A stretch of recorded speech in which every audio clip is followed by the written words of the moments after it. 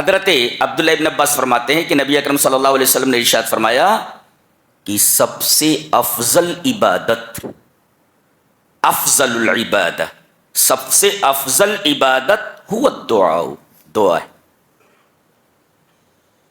یعنی جس عمل کو عبادت کہا جا سکتا ہے، سمجھو کہ وہ عبادت دعا ہے۔ تو یہ عبداللہ ابن عباس رضی اللہ تعالی عنہما نے اس حدیث کا مفہوم بیان کیا ہے کہ الدعاء هو العبادت، دعا ہی عبادت ہے۔ کیا مطلب ہے اس کا؟ افضل العبادت هو الدعاء، تمام عبادات میں سب سے افضل دعا ہے۔ کہ اگر تمہیں یہ معلوم ہو جائے کہ تم دعا کے لیے ہاتھ اٹھائے ہوئے ہو اور آنکھوں سے تمہارے آنسو نکل رہے ہیں، اگر تمہیں معلوم ہو جائے کہ تمہاری اس حالت کو اللہ کیسے دیکھ رہا ہے، تو کبھی بھی تم دعا کو نہیں چھوڑو گے۔ اللہ، آدمی دعا کے لیے ہاتھ اٹھائے ہوئے رو رہا ہے، اللہ آنسوؤں کو تو چھوڑو، وہ تو زمین پر پتا گرتا ہے تو اسے معلوم ہوتا ہے کون سا پتا گرا ہے۔ کیا آدمی کی آنکھوں سے گرتے ہوئے آنسوؤں کو نہیں دیکھتا ہے؟ کون سا پتا گرا ہے اللہ کو معلوم ہے۔ بندے کی آنکھ سے آنسو کس طرح گرے ہیں رب تعالیٰ کو معلوم ہے۔ تو اگر تمہیں یہ معلوم ہو جائے کہ تم دعا کے لیے ہاتھ اٹھائے ہوئے اور رو رہے ہو، اس وقت اللہ تمہیں کیسے دیکھتا ہے، اگر تمہیں یہ معلوم ہو جائے تو دعا کو کبھی نہیں چھوڑو گے۔ حضرت سلمان فارسی فرماتے ہیں کہ رسول اللہ صلی اللہ علیہ وسلم نے ارشاد فرمایا کہ اللہ کے فیصلے کو، قضا کو کوئی تبدیل نہیں کر سکتا سوائے دعا کے، اللہ، اور عمر میں کوئی چیز اضافہ نہیں کر سکتی سوائے نیکی کے۔ پتہ یہ چلا کہ دعا تقدیر کو بدل دیتی ہے، فیصلے کو بدل دیتی ہے اللہ کے۔ جس آدمی کو دعا کی توفیق دے دی گئی کہ وہ اللہ سے ہمیشہ دعا مانگتا رہتا ہے، تو اسے خیر کثیر عطا کر دیا گیا، اور جس آدمی کو دعا سے محروم کر دیا گیا، سمجھو کہ اللہ نے اسے خیر کثیر سے محروم کر دیا ہے۔ حضرت ابو ہریرہ فرماتے ہیں کہ نبی اکرم صلی اللہ علیہ وسلم نے ارشاد فرمایا اللہ تبارک و تعالیٰ آسمان دنیا تک اترتا ہے، آسمان دنیا تک اترتا ہے۔ کیسے اترتا ہے؟ کیفیت مجہول ہے۔ اترتا ہے اور آواز لگاتا ہے، کون ہے جو مجھ سے دعا کرے میں اس کی دعا قبول کروں، کون ہے جو مجھ سے کچھ مانگے میں اسے عطا کر دوں، اور کون ہے جو مجھ سے اپنے گناہوں کی معافی مانگے میں اس کے گناہ معاف کر دوں۔ یہ ہے کتاب التہجد میں، یعنی سب سے بہترین وقت دعا کا تہجد کا وقت ہے۔ تو تہجد کے پابند بنیے۔ وَقُلْ جَاءَ الْحَقُّ وَزَهَقَ الْبَاطِلُ إِنَّ الْبَاطِلَ كَانَ زَهُوقًا۔ إن الحمد لله نحمده ونستعينه ونستغفره ونعوذ بالله من شرور أنفسنا ومن سيئات أعمالنا، من يهده الله فلا مضل له ومن يضلل فلا هادي له، وأشهد أن لا إله إلا الله وحده لا شريك له، وأشهد أن محمدا عبده ورسوله۔ يا أيها الذين آمنوا اتقوا الله حق تقاته ولا تموتن إلا وأنتم مسلمون۔ يا أيها الناس اتقوا ربكم الذي خلقكم من نفس واحدة وخلق منها زوجها وبث منهما رجالا كثيرا ونساء، واتقوا الله الذي تساءلون به والأرحام إن الله كان عليكم رقيبا۔ يا أيها الذين آمنوا اتقوا الله وقولوا قولا سديدا يصلح لكم أعمالكم ويغفر لكم ذنوبكم، ومن يطع الله ورسوله فقد فاز فوزا عظيما۔ أما بعد، فإن خير الحديث كتاب الله، وخير الهدي هدي محمد صلى الله عليه وسلم، وشر الأمور محدثاتها، وكل محدثة بدعة، وكل بدعة ضلالة، الضلالة في النار۔ اعوذ باللہ من الشیطان الرجیم، بسم اللہ الرحمن الرحیم۔ وقال ربکم ادعونی استجب لکم ان الذین یستکبرون عن عبادتی سیدخلون جہنم داخرین۔ خطبہ مسنونہ کے بعد سورہ غافر کی ایک آیت کریمہ تلاوت کی گئی، ترجمہ یہ ہے کہ تم سب کے رب نے یہ کہا ہے، قال سیٹ، کہا ہے، تم سب کے رب نے کہا ہے. کیا کہا ہے؟ آگے مقولہ ذکر کیا جا رہا ہے، ادعونی، تم مجھ سے دعا کرو تو استجب لکم، میں تمہاری دعائیں قبول کرتا ہوں. آگے، ان الذین یستکبرون عن عبادتی، جو لوگ میری عبادت سے استکبار کرتے ہیں، سیدخلون جہنم داخرین، تو وہ جہنم میں ذلیل ہو کر داخل ہونے والے ہیں. اس آیت کریمہ میں دو الفاظ ہیں جو شرح کا تقاضا کرتے ہیں، تو پہلے ہم ان دو لفظوں کا مطلب بتا دیتے ہیں. ان الذین یستکبرون، جو لوگ استکبار کرتے ہیں. تو what is the meaning of استکبار؟ استکبار کا معنی کیا ہے؟ استکبار کا معنی ہے ٹو شو ایروگینس، تکبر دکھانا. ایسا میں بڑا، تو تکبر دکھانا یہ استکبار ہے. تو استکبار کا مطلب ہوا ٹو شو ایروگینس، تکبر دکھانا، یہ استکبار کا معنی ہے. سیدخلون جہنم داخرین، دخر یدخر کا مطلب ہوتا ہے ذل وہانا، انگلش میں کہیں گے to be humiliated, to be humiliated یعنی ذلیل ہو کر. یہیں پر ذلت میں اور دخور میں فرق جان لیں. ایسا نہیں کہا گیا کہ جو میری عبادت سے استکبار کرتے ہیں وہ جہنم میں ذلیل ہو کر داخل ہوں گے، ایسا نہیں کہا، بلکہ یہ کہا داخرین ہو کر داخل ہوں گے. تو ذلت میں اور دخور میں کیا فرق ہے؟ جی، ذلیلین، حقیرین، صاغرین اور داخرین. تو ذلت میں اور دخور میں کیا فرق ہے؟ ذلت کہتے ہیں ذلیل ہونا، ایسا اس میں خالی ذلیل ہونے کا معنی ہے. اور دخور کہتے ہیں شدید ذلت کو. ذلت کہتے ہیں ہیوملیشن ملی، اور دخور کہتے ہیں ایکسٹریم ہیوملیشن، شدید ذلت، المہانۃ الشدیدہ. اس کی مثال دیتا ہوں. کوئی بڑا آدمی کسی کو ذلیل کرنا چاہے اور اس کو بلائے، کہا کہ گھٹنوں کے بل بیٹھ جا، بیچارہ گھٹنوں کے بل بیٹھ جا رہا ہے، اس کو کہتے ہیں ذلت. اب وہ گھٹنوں کے بل بیٹھ گیا ہے، یہ ہے ہیوملیشن، ذلت. اور اس کے بعد جوتا اتار کر کے اسے 10 جوتے مارتا ہے، ہذا دخور. ایک تو وہ گھٹنوں کے بل بیٹھا ہوا ہے، یہ ذلت ہے، اور اوپر سے جوتے نکال کر اس کو 10 جوتے مارنا، اٹ از دخور یعنی ایکسٹریم ہیوملیشن. تو ایسے ان کو فرشتے جوتے مار کر کے جہنم میں داخل کریں گے، یہ مطلب ہے دخور کا. اب آتے ہیں آیت کریمہ کی شرح پر. تمہارے رب نے یہ کہا ہے کہ تم مجھ سے دعا کرو، میں تمہاری دعا قبول کرتا ہوں.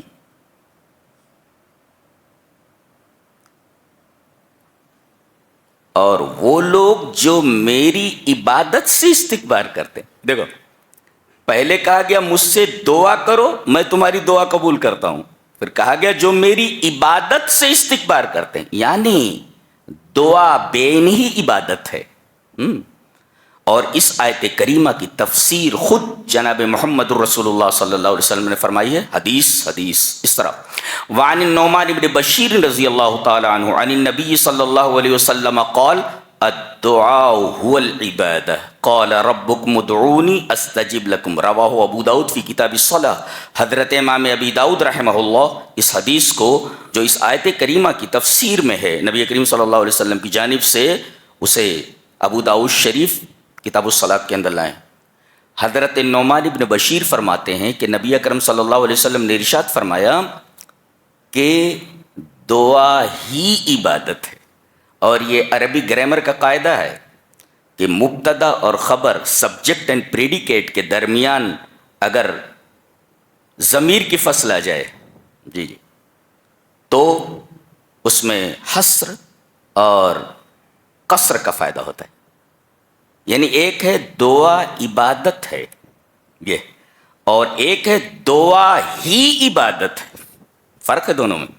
تو الدعاء العبادہ نہیں کہا گیا, الدعاء هو العبادہ, یعنی دعا ہی عبادت ہے. الدعاء هو العبادہ. آیت کریمہ کی تفسیر خود نبی کریم صلی اللہ علیہ وسلم نے فرمائی, اور نبی کریم صلی اللہ علیہ وسلم کی اس حدیث کی تشریح مفسر قرآن حضرت عبداللہ ابن عباس نے کی ہے. کیا کی ہے؟ وعن ابن عباس رضی اللہ تعالی عنہما قال افضل الدعاء افضل العبادت هو الدعاء رواہ الحاکم فی المستدرک. امام حاکم رحمہ اللہ اس حدیث کو مستدرک علی الصحیحین میں لائیں, اور حدیث جو ہے حسن لشواہدہ, شواہد سے مل کر کے حدیث حسن ہے. حضرت عبداللہ ابن عباس فرماتے ہیں کہ نبی اکرم صلی اللہ علیہ وسلم نے ارشاد فرمایا کہ سب سے افضل عبادت, افضل العبادہ, سب سے افضل عبادت هو الدعاء, دعا ہے. یعنی جس عمل کو عبادت کہا جا سکتا ہے سمجھو کہ وہ عبادت دعا ہے. تو یہ عبداللہ ابن عباس رضی اللہ تعالی عنہما نے اس حدیث کا مفہوم بیان کیا ہے کہ الدعاء هو العبادت, دعا ہی عبادت ہے. کیا مطلب ہے اس کا؟ افضل العبادت هو الدعاء, تمام عبادات میں سب سے افضل دعا ہے.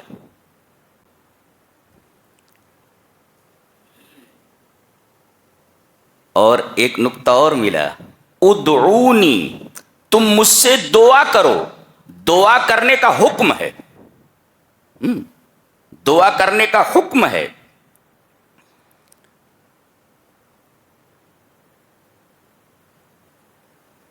پتا چلا کہ جب دعا کرنے کا حکم ہے تو الدعاء مامور بہ والمامور بہ عبادت. دعا کا حکم دیا گیا ہے, اور جس چیز کا حکم دیا جائے وہ عبادت ہوتی ہے. حکم دیا گیا کہ تم میری عبادت کرو, یہ حکم ہے. اور جس چیز کا حکم دیا جائے اللہ کی طرف سے کہ یہ کرنا ہے تو وہ عبادت ہے. یعنی یو کین سے دیٹ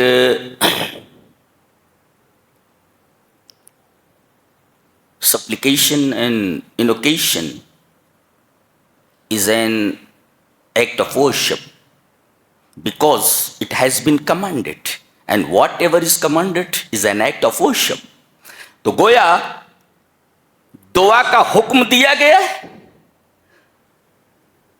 اور جس چیز کا حکم دیا جائے وہ عبادت ہے, لہذا دعا عبادت ہے. یہ ثابت ہو.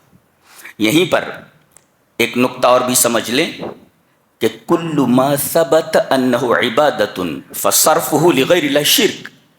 جس عمل کے بارے میں یہ معلوم ہو جائے کہ یہ عبادت ہے تو اسے غیر اللہ کی طرف پھیرنا شرک ہے. جیسے کہا گیا دعا عبادت ہے, اب جب عبادت ہے اس کا یعنی دعا کا عبادت ہونا ثابت ہو گیا کہ یہ عبادت ہے, تو اب اسے غیر اللہ کی طرف پھیرنا شرک ہے. یعنی اب اللہ کے علاوہ کسی سے دعا نہیں کی جائے گی، کسی بابا سے، کسی مرے ہوئے آدمی سے، کسی صاحب قبر سے، کسی سے بھی دعا نہیں مانگی جائے گی، اس لیے کہ دعا عبادت ہے اور عبادت صرف اللہ کے لیے خاص ہے۔ تو کل ما ثبت انہ عبادہ فصرفہ لغیر اللہ شرک، ثابت ہو گیا کہ دعا عبادت ہے، اب غیر اللہ سے دعا کرنا ظاہر ہے کہ یہ شرک ہے، یہ قاعدہ معلوم ہوا۔ تو ادعونی استجب لکم، تم مجھ سے دعا کرو میں تمہاری دعا قبول کرتا ہوں۔ دعا کی عظمت اور دعا کی فضیلت کے لیے ایک حدیث آپ کے گوش گزار کروں۔ حدیث اس طرح، وعن ابن عمر رضی اللہ تعالی عنہما قال قال رسول اللہ صلی اللہ علیہ وسلم من فتح له منکم باب الرحمت باب الدعاء فتحت له ابواب الرحمت وما سئل اللہ شیئا احب الیہ من ان یسأل العافیہ، رواہ الترمذی فی ابواب الدعوات۔ حضرت امام ترمذی رحمہ اللہ اس حدیث کو ترمذی شریف ابواب الدعوات کے اندر لائے ہیں اور راوی حضرت عبداللہ ابن عمر ہے۔ حضرت عبداللہ ابن عمر فرماتے ہیں کہ رسول اکرم صلی اللہ علیہ وسلم نے ارشاد فرمایا کہ جس آدمی کے لیے دعا کا دروازہ کھول دیا گیا، من فتح لہ منکم باب الدعاء، جس آدمی کے لیے دعا کا دروازہ کھول دیا گیا، فتحت لہ ابواب الرحمہ، تو اس کے لیے رحمت کے تمام دروازے کھول دیے گئے۔ جس کے لیے دعا کا دروازہ کھول دیا گیا اس کے لیے رحمت کے تمام دروازے کھول دیے گئے۔ اور آگے فرمایا اللہ تبارک و تعالی کو بندے کا سب سے محبوب سوال جو اللہ کو بہت زیادہ محبوب ہے، کون سا سوال ہے بندے کا؟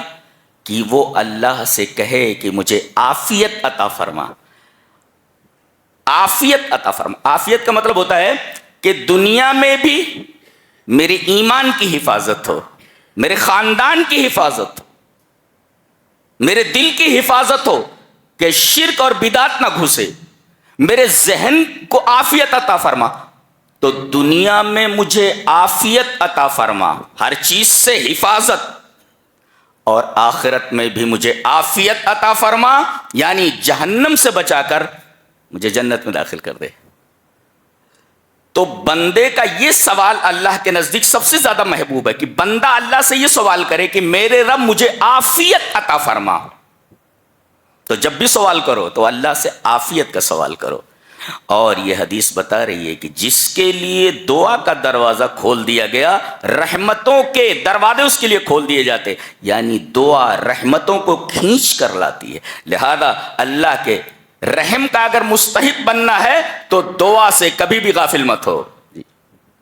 ایک بات تو یہ معلوم ہے۔ اور دعا کی عظمت کے لیے یہ حدیث بھی نگاہ میں رکھیں۔ حدیث اس طرح کہ وان سلمان الفارسی رضی اللہ تعالی عنہ قال قال رسول اللہ صلی اللہ علیہ وسلم لا يرد القضاء الا الدعاء ولا يزيد في العمر الا البر، رواہ الترمذی فی ابواب القدر۔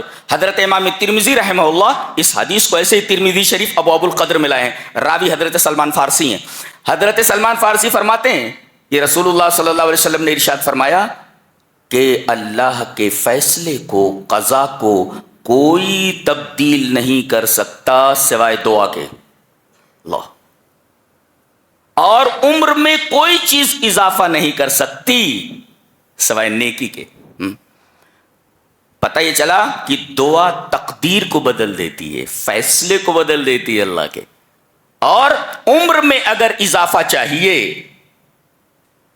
تو نیکیوں سے کبھی غافل نہیں ہونا چاہیے۔ تو لا يرد القضاء الا الدعاء، تقدیر کو، اللہ کے فیصلے کو کوئی چیز ٹال نہیں سکتی سوائے دعا کے، اور عمر میں کوئی چیز اضافہ نہیں کر سکتی سوائے نیکی کے کہ آپ سب کے ساتھ نیکی کریں۔ یہ جو پہلے ٹکڑے میں کہا گیا کہ تقدیر دعا سے بدل جاتی ہے. یہ کون سی تقدیر ہے؟ تقدیر کی دو قسمیں، تقدیر مبرم لا یتغیر، یہ نہیں بدلتی.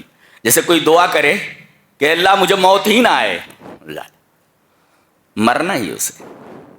کوئی یہ دعا کرے اللہ مجھے موت نہ آئے، یہ تقدیر مبرم ہے لا یتغیر، یہ بدلتی نہیں، ڈزنٹ چینج، یہ بدلتی نہیں ہے. اور ایک ہوتی ہے تقدیر معلق، یتغیر بے اسباب، اسباب پر معلق ہوتی ہے. یعنی ان دعا فلان رفع عنہ البلاء، کوئی مصیبت آ گئی تو اگر یہ دعا کرتا ہے تو مصیبت دور ہوگی. یعنی اس بلا کے ٹلنے کی تعلیق کی گئی ہے دعا کے اوپر، اگر دعا کرتا ہے تو بلا ٹلے گی. ان دعا فلان رفع عنہ البلاء، کوئی مصیبت آ گئی، اب یہ مصیبت ٹلے گی نہیں، لکھ دیا گیا اگر یہ دعا کرتا ہے تو مصیبت ٹلے گی، اگر دعا نہیں کرتا مصیبت نہیں ٹلے گی. تو گویا کہ تقدیر کی دو قسمیں ہوئی، تقدیر مبرم لا یتغیر، تقدیر معلق یتغیر بے اسباب، سبب پایا جائے. دعا پائی گئی تو بلا دور ہو گئی، دعا سبب ہے بلا کے دور کرنے کے. یہ دیکھیے.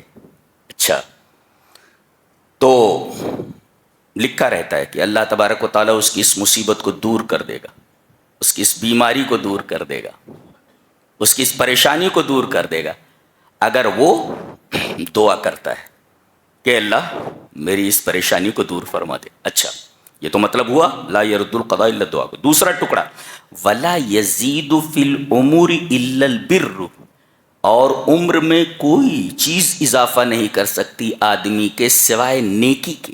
اگر آدمی نیکی کرتا ہے تو اس کی عمر بڑھ جاتی ہے.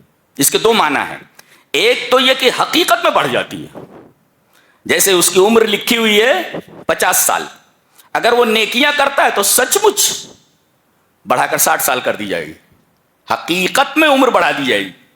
اور ایک ہے معنی اس کا کہ عمر تو نہیں بڑھے گی، رہے گی 85 سال، لیکن اللہ اس سے اپنی اطاعتیں اور اپنی عبادتیں اتنی کروا لے گا کہ 100 سال بھی اگر کسی کو عطا کیا جائے تو اتنی عبادتیں نہیں کر پائے گا. یعنی فی وقت قصیر، ایک شارٹ ٹائم میں وہ اتنی عبادتیں کر لے گا کہ اگر اسے 50 سال عمر کے بجائے 100 سال کی عمر دے دی جائے تب بھی اتنی عبادت نہیں کر پائے گا، اللہ کی اطاعت نہیں کر پائے گا. تو یہ ہے مجازی طور پر عمر کا بڑھنا.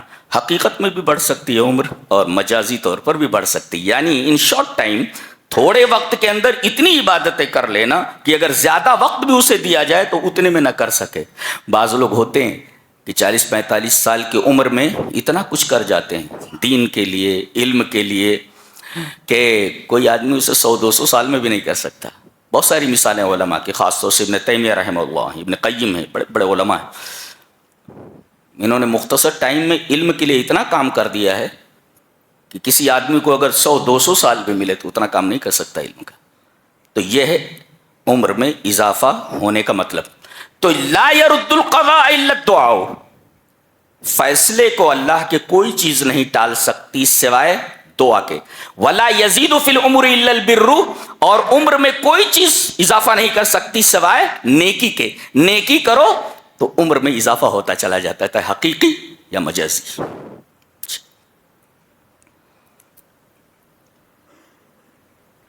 اچھا، یہاں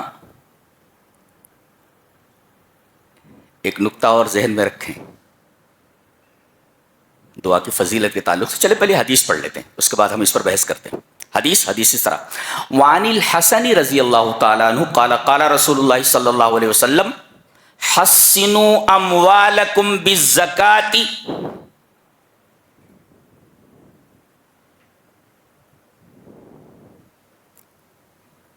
اپنے مالوں کی حفاظت کرو زکوٰۃ کے ذریعے. حسنوا اموالکم بالزکاة وداؤوا مرضاکم بالصدقہ، اور اپنے بیماروں کی دوا کرو صدقہ دے کر کے.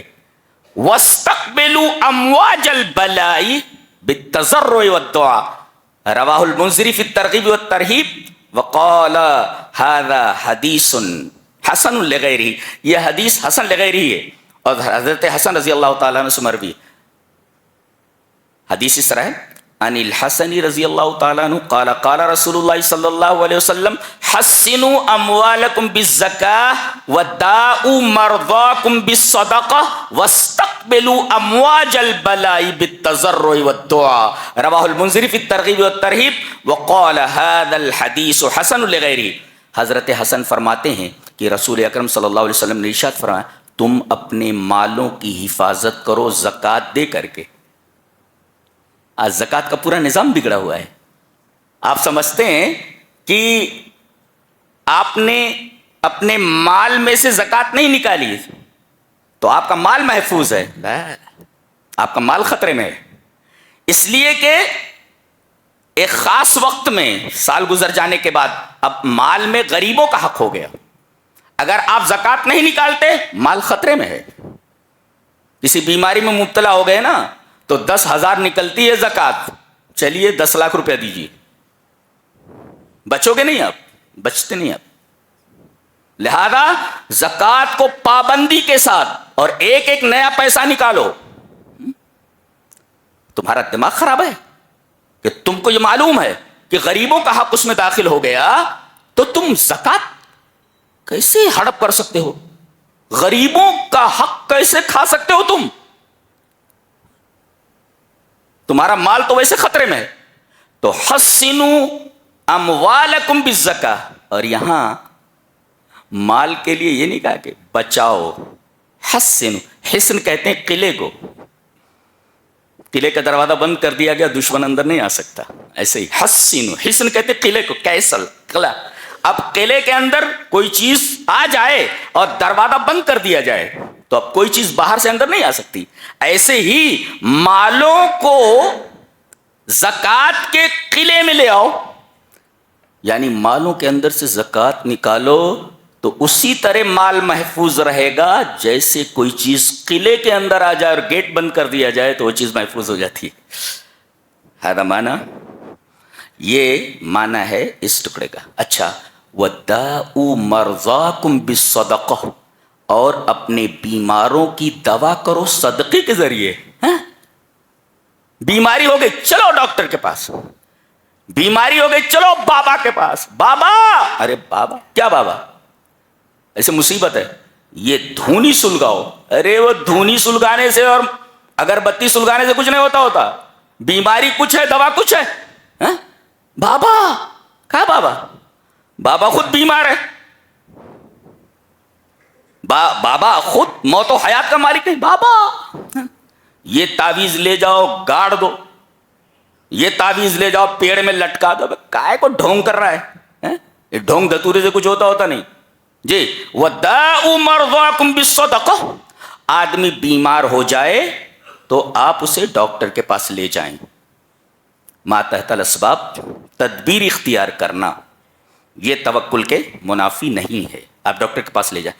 لیکن ایک روحانی علاج بھی ہے، یہ مادی علاج ہے، روحانی علاج کا مطلب یہ نہیں کسی بابا کے پاس چلے جاؤ، روحانی علاج کا مطلب یہاں بتایا گیا کہ صدقہ دے کر کے اپنے بیماروں کی بیماری کا علاج کرو۔ جیسے کوئی بیمار ہو جائے فوراً صدقہ کرو۔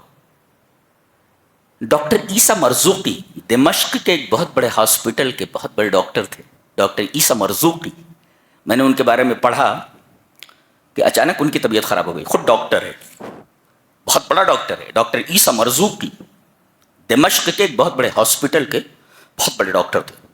طبیعت خراب ہو گئی، ہاسپٹلائزڈ کیا گیا، چیک اپ کے بعد معلوم ہوا کہ یہ کینسر کے لاسٹ اسٹیج پر ہے، ڈاکٹر ہے کینسر کے لاسٹ اسٹیج پر ہے، اور ڈاکٹروں نے کہہ دیا کہ چند دن کے مہمان ہیں۔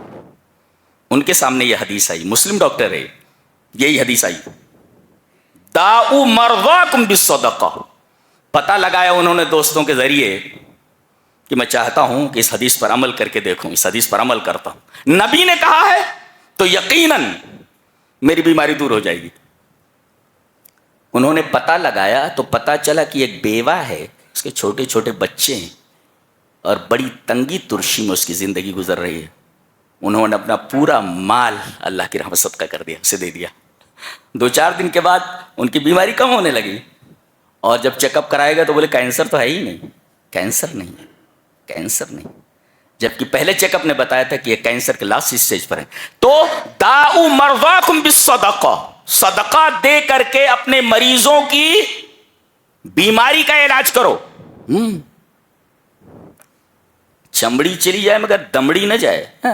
ڈاکٹروں کو دے دیں گے، غریبوں کو دینے کے لیے ان کے پاس پیسہ نہیں. داؤ مرضاکم بالصدقہ. اور آخری ٹکڑا، وَاسْتَقْبِلُوا أَمْوَاجَ الْبَلَاءِ بِالتَّضَرُّعِ وَالدُّعَاءِ، کہ مصیبتوں کی موجوں کو، یعنی موجیں آ رہی ہیں مصیبتوں کی، ان کا سامنا کرو اللہ سے گڑ گڑاہٹ کے ذریعے اور دعا کے ذریعے. بلائیں آئیں تو فوراً سجدہ ریز ہو جاؤ، اللہ سے گڑ گڑاؤ اور دعا کرو کہ اللہ ان مصیبتوں کو دور کر دے. دعا، وہ بلا نہیں، امواج البلا، مصیبتوں کی موجیں آ رہی ہیں، ان مصیبتوں کی موجوں کا سامنا کرو. استقبلوا، کس سے؟ بالتضرع والدعاء، اللہ سے گڑ گڑا کر کے دعا مانگنا اور اللہ سے دعا کرنا. تو اس پر کوئی عمل ہی نہیں کرتا ہے. کتنی پیاری حدیث ہے. مصیبت آئے سجدے میں گر جاؤ، اللہ سے دعا کرو، گڑ گڑاؤ. بیمار ہو تو صدقہ دو، مال کو بچانا ہو تو زکوٰۃ نکالو. ہماری کوئی کل سیدھی ہے؟ مسلمان اونٹ کی طرح ہو گیا ہے. اونٹ رے اونٹ، تیری کون سی کل سیدھی؟ تمہاری کوئی کل سیدھی نہیں ہے. اسی وجہ سے چاروں طرف سے مصیبتوں میں گھرے ہوئے ہو. تم نے قرآن کو چھوڑ رکھا ہے، تم نے حدیثوں کو چھوڑ رکھا ہے، اور کہتے ہو کہ ہم سکون سے رہیں. سوال ہی پیدا نہیں ہوتا، سوال ہی پیدا نہیں ہوتا. یہ حدیث بہت پیاری ہے، اس کو ذہن نشین کرو. تو وقال ربکم ادعونی استجب لکم ان الذین یستکبرون عن عبادتی سیدخلون جہنم داخرین. دعا عبادت ہے. اگر کوئی آدمی دعا نہیں کرتا تو ان قریب جہنم میں جائے گا. کیسے؟ کیوں؟ وجہ دعا نہیں کرتا جہنم میں کیوں جائے گا؟ ایک صاحب نے لکھا ہے اس کی شرح میں کہ من ترک الدعاء فکأنہ نسی اللہ والحاجۃ الیہ وبالتالی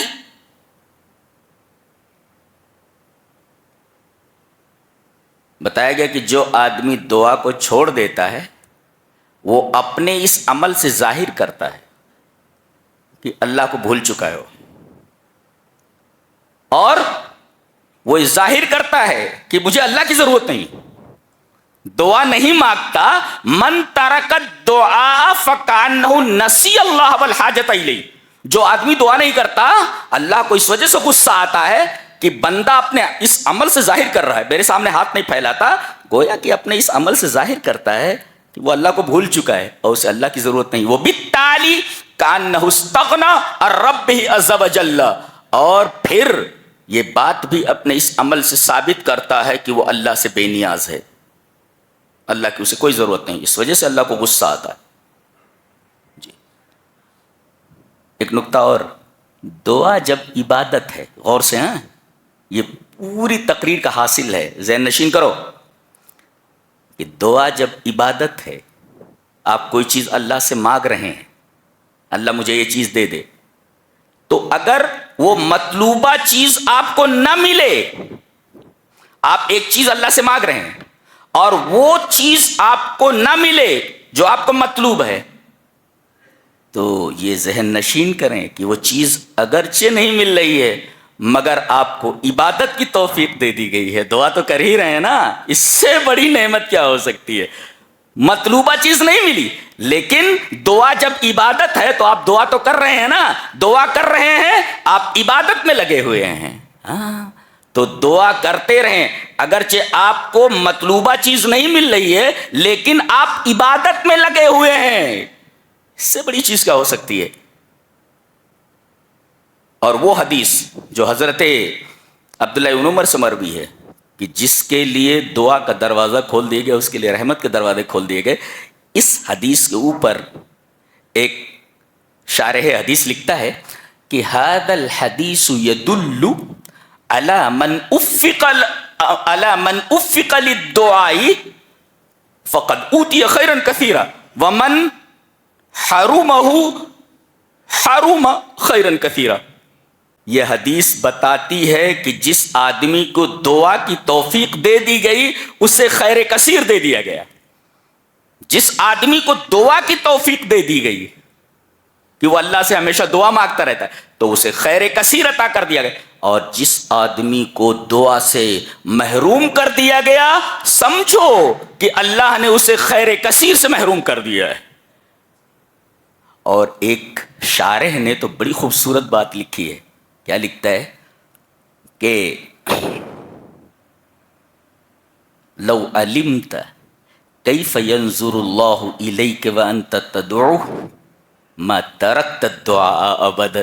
کیا بات ہے، شاندار بات کہی ہے کہ اگر تمہیں یہ معلوم ہو جائے کہ تم دعا کے لیے ہاتھ اٹھائے ہوئے ہو اور آنکھوں سے تمہارے آنسو نکل رہے ہیں، اگر تمہیں معلوم ہو جائے کہ تمہاری اس حالت کو اللہ کیسے دیکھ رہا ہے تو کبھی بھی تم دعا کو نہیں چھوڑو گے. اللہ، آدمی دعا کے لیے ہاتھ اٹھائے ہوئے رو رہا ہے. اللہ آنسوؤں کو تو چھوڑو، وہ تو زمین پر پتا گرتا ہے تو اسے معلوم ہوتا ہے کون سا پتا گرا ہے. کیا آدمی کی آنکھوں سے گرتے ہوئے آنسوؤں کو نہیں دیکھتا ہے؟ کون سا پتا گرا ہے اللہ کو معلوم ہے. بندے کی آنکھ سے آنسو کس طرح گرے ہیں رب تعالیٰ کو معلوم ہے. تو اگر تمہیں یہ معلوم ہو جائے کہ تم دعا کے لیے ہاتھ اٹھائے ہوئے اور رو رہے ہو اس وقت اللہ تمہیں کیسے دیکھتا ہے، اگر تمہیں یہ معلوم ہو جائے تو دعا کو کبھی نہیں چھوڑو گے.